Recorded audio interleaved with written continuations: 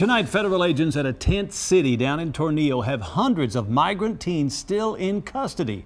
Many arrived at the Texas-Mexico border without their parents. A Honduran mother explained to Eyewitness News border reporter Oscar Margain why parents often send their kids to the border alone.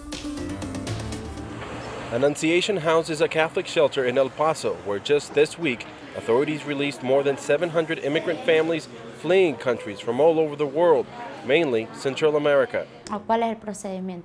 It is here we met Gladys. That is not her real name. She asked we not show her face.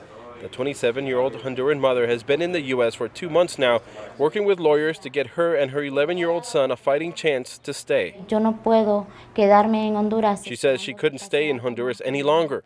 MS-13 gang members wanted to recruit her son or be killed. Gladys says she knew about America's zero-tolerance policy that led to the separation of migrant families at the border.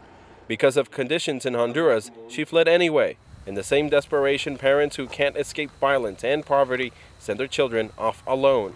How can somebody send their child by themselves to the border? ¿Cómo es que alguien puede enviar a sus hijos solos a la frontera? Uno de madre busca lo mejor para su hijo. A mother seeks the best for their child, says Gladys. The mother has to risk it all to give them the best.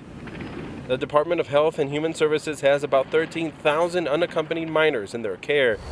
1,600 of them held at the tent city in nearby Tornillo, with dozens more arriving every day.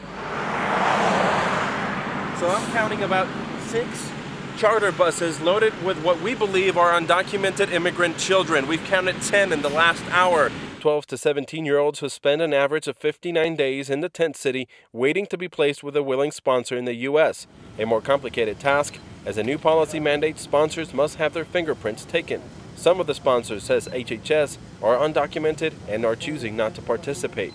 And although the children at Tent City and other shelters have adequate meals and time to play, Annunciation House Director Ruben Garcia says that's not enough.